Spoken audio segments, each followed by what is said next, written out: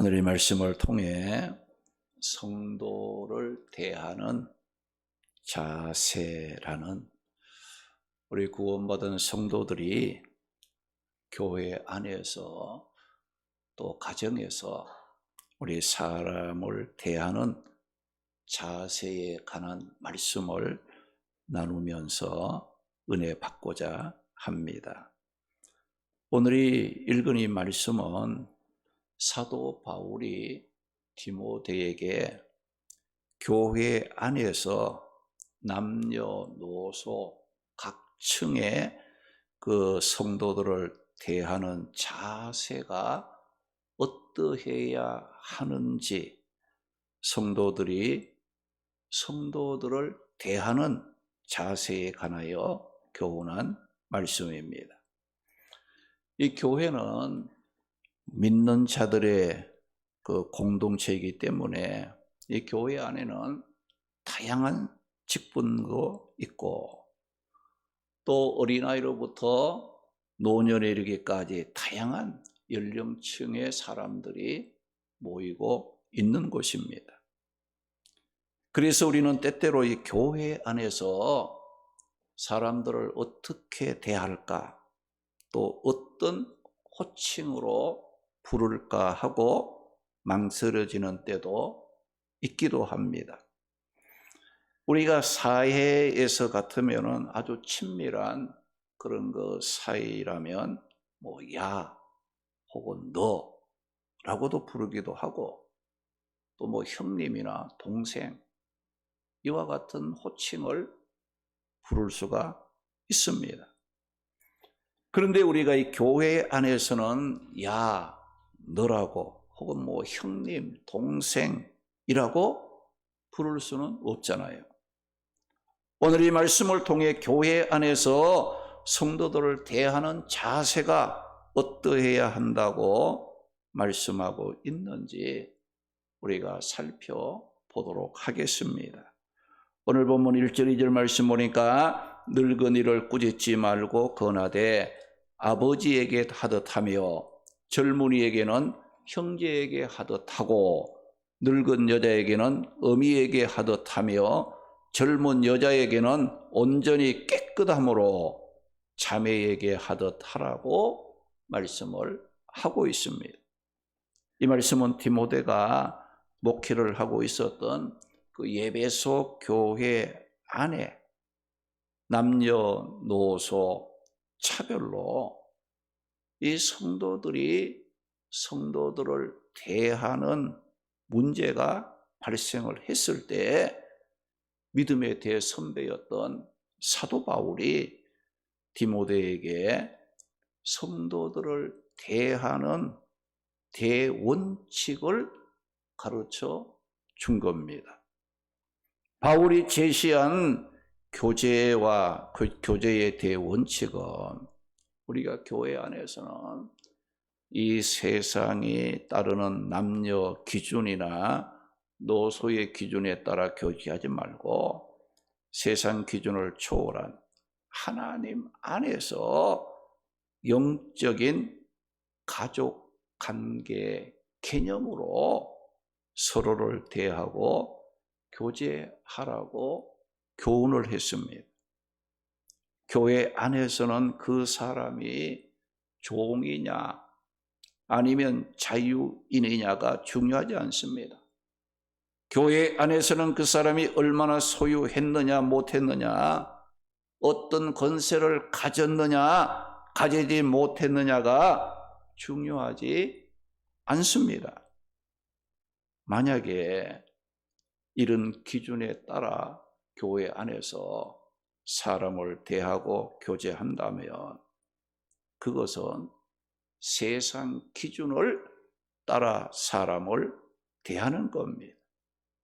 여러분, 교회 안에서 많이 가졌다고 없는 자를 무시하는 자세로 대한다든지, 힘과 능력이 있다고 힘없고 연약한 자들을 업심 여기는 자세로 대하든지, 자신이 좋아하는 사람들끼리만 교제하고 그렇지 못한 자들을 외면하는 것은 성도로서 잘못된 교제입니다. 이런 교제는 하나님이 기뻐하지 않습니다.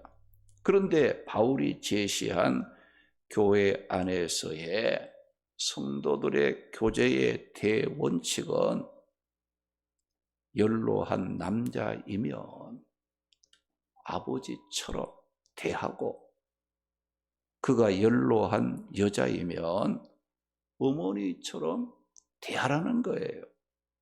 그리고 그가 젊고 연소한 사람이면 형제 자매처럼 대하라고 말씀을 했습니다.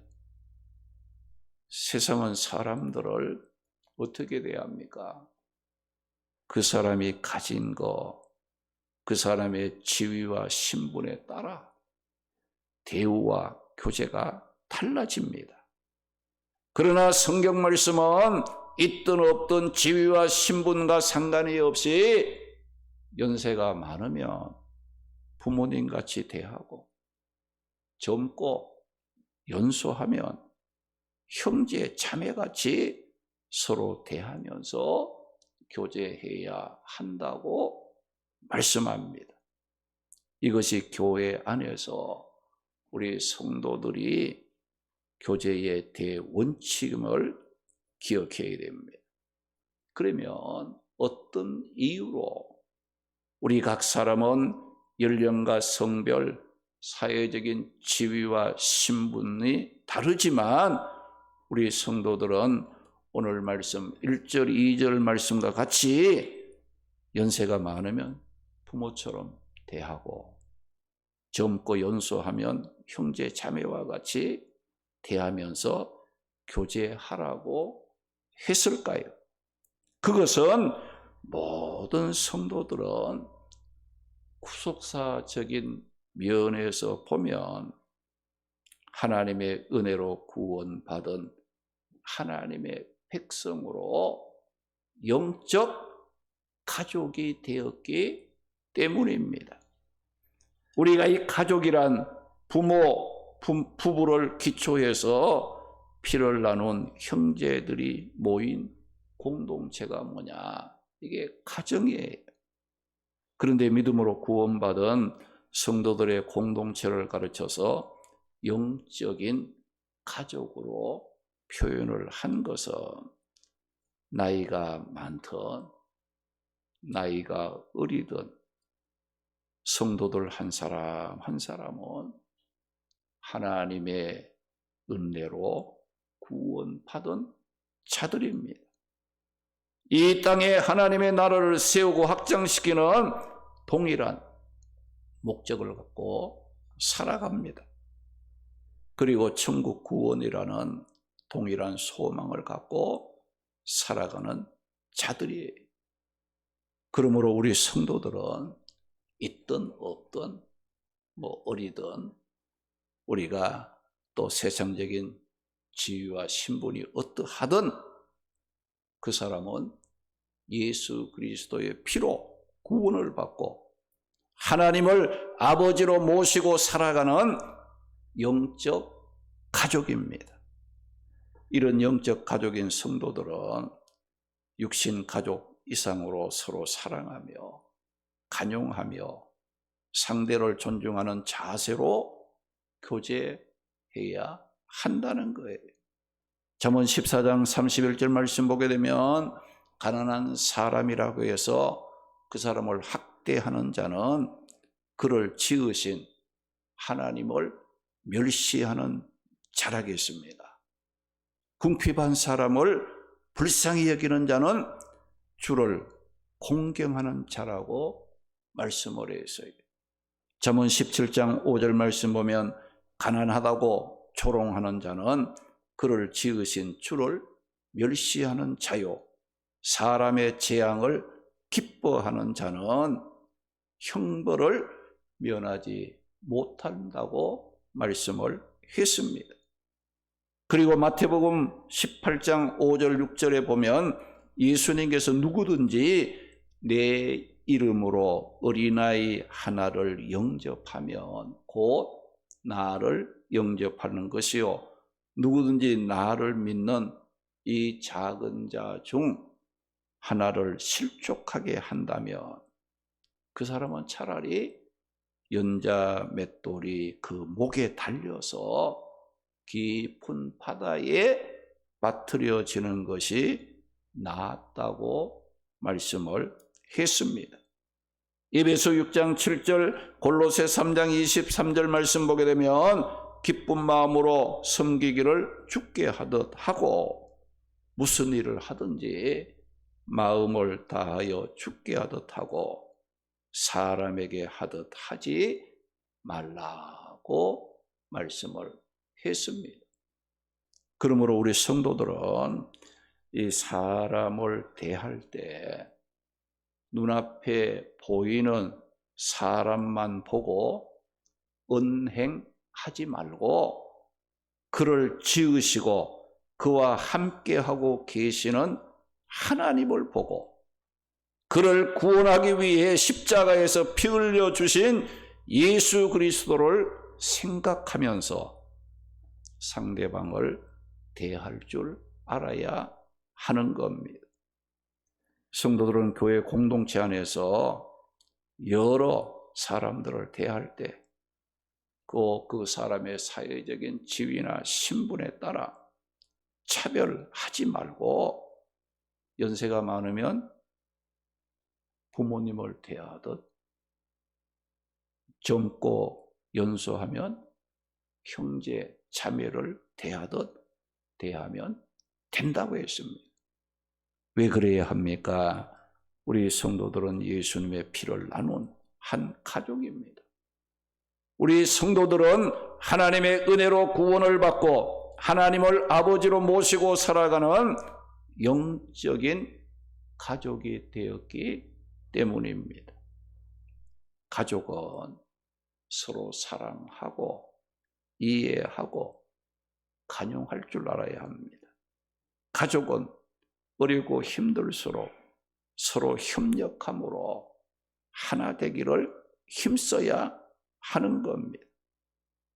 그런데 서로 사랑하지 못하면 어떻게 된다고 말씀합니까? 갈라디아 5장 15절 보니까 만일 서로 물고 먹으면 피차 멸망할까 조심하라고 말씀을 했습니다.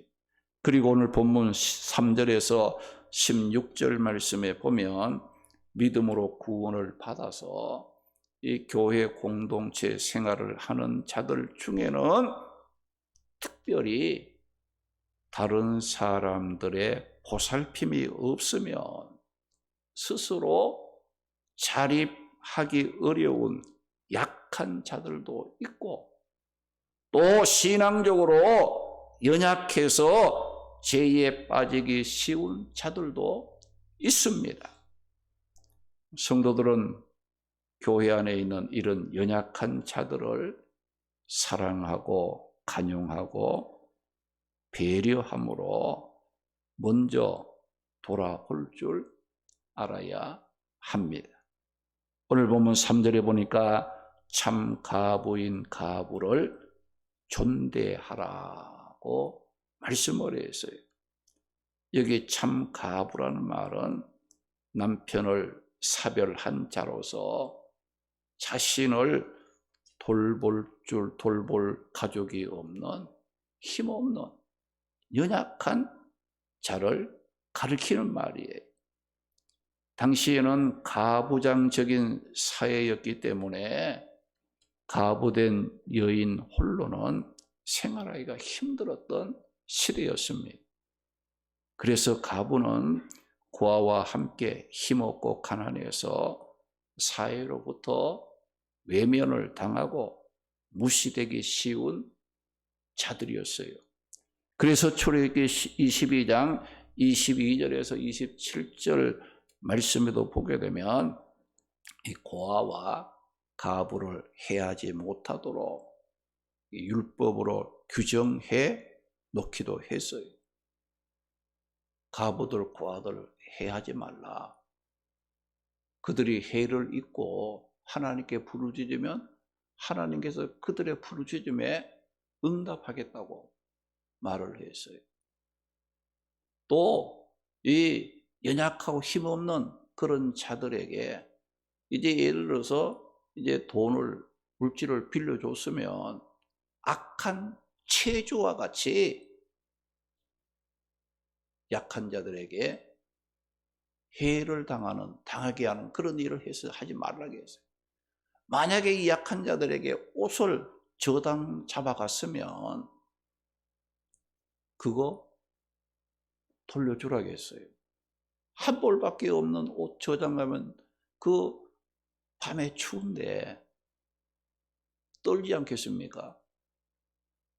그러니까 이 출애굽기 22장에도 보게 되면 사회적으로 힘이 없고 연약했던 스스로 이제 가족의 돌봄이 없이는 스스로 살아갈 수 없는 이 약자에 대해서 이 율법으로 규정을 해놓고 그들을 해하지 못하도록 말씀을 했습니다.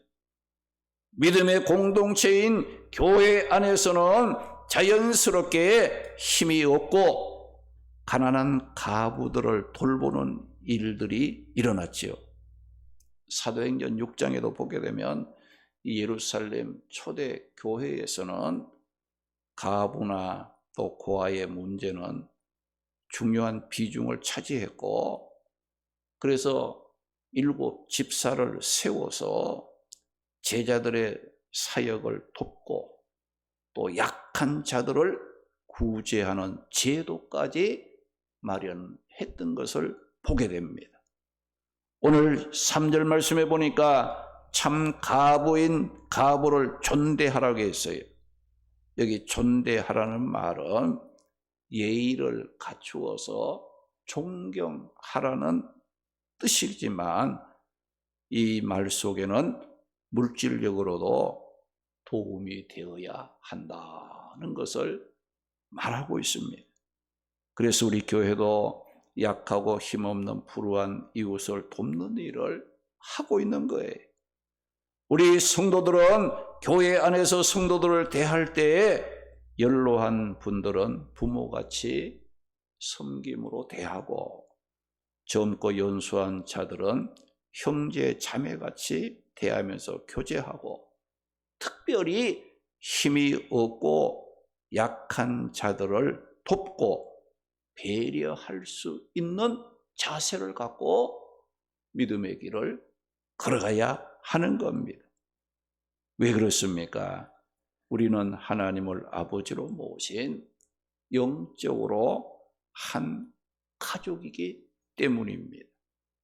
그리고 가부이지만은 또 이 가족이 있는 경우는 어떻게 하라고 했습니까?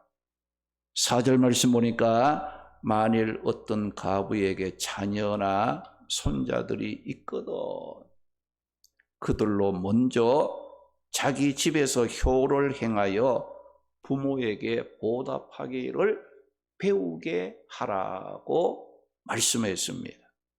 또 본문 8절을 보게 되면 누구든지 자기 친족, 특히 자기 가족을 돌보지 아니하면 믿음을 배반한 자라겠고 불신자보다 더 악한 자라고 말씀을 했습니다.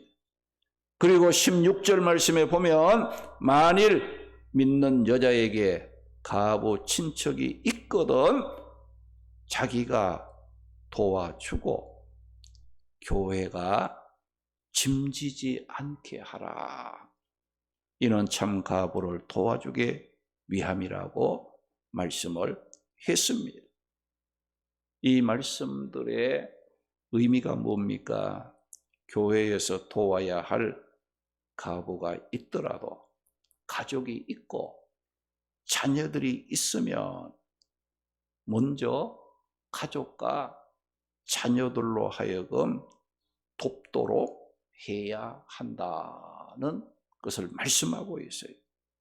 이렇게 해야 하는 이유가 뭡니까? 첫째는 자녀들로 하여금 부모님의 은혜에 보답하게 하기 위함이고, 둘째는 믿는 자들이 자기 친족, 자기 가족을 돌보지 않는 것은 믿음을 배반한 행위고 불신자보다 더 악한 것이기 때문이라고 했어요.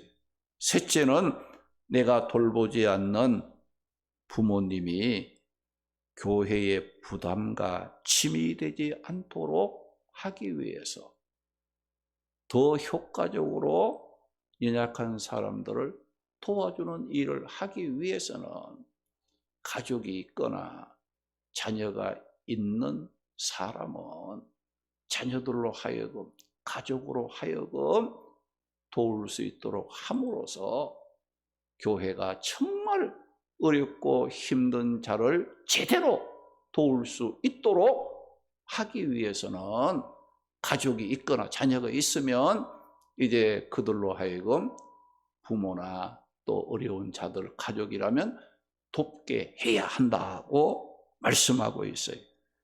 우리 성도들은 하나님만 잘 믿으면 되는 것이 아닙니다. 교회 안에 각층 사람들을 대하는 교제의 대원칙을 우리가 알고 믿음의 길을 걸어가야 돼요. 그저 우리는 하나님 잘 믿고 뭐든 우리는 다 한 것처럼 생각하는데 하나님을 잘 믿으며 또 우리는 이웃을 사랑하고 형제를 사랑하고 또 여러 가지 어렵고 힘든 사람들을 배려하고 도와주고 생각하는 사회적인 기준이 아니라 믿음 안에서 우리는 신분과 지위를 막론하고 어렵고 힘든 자들 또 연로한 자들에 대해서는 어떻게 부모와 같이 대해주고 또 젊으면 형제 자매같이 대하면서 어렵고 힘든 자들이 있으면 그들을 도와주는 이와 같은 그 자세를 실천하면서 우리가 믿음의 길을 걸어가야 한다는 겁니다. 우리는 예수 그리스도의 십자가의 구속으로 구원을 받고 하나님을 아버지로 모시고 믿음 생활하는 영적 가족입니다. 가족은 서로 협력하여 선을 이루어야 하고 서로 미워하거나 불화하는 것은 결코 하나님 기뻐하시고 원하시는 뜻이 아닙니다. 요한복음 15장 12절에 보면 예수님께서 새 계명, 내 계명은 내가 너희를 사랑한 것 같이 너희도 서로 사랑하라는 것이라고 말씀을 했습니다. 우리 모두 구원받은 성도로서 교회에서 성도들을 대하고 또 가정에서 가족을 대할 때 하나님을 아버지로 모신 영적 가족임을 항상 기억하고 서로 섬기고 존경하고 사랑함으로 하나님의 기뻐하시는 뜻을 이루어가는 성도의 삶을 살아가시기를 주님의 이름으로 축원합니다. 할렐루야.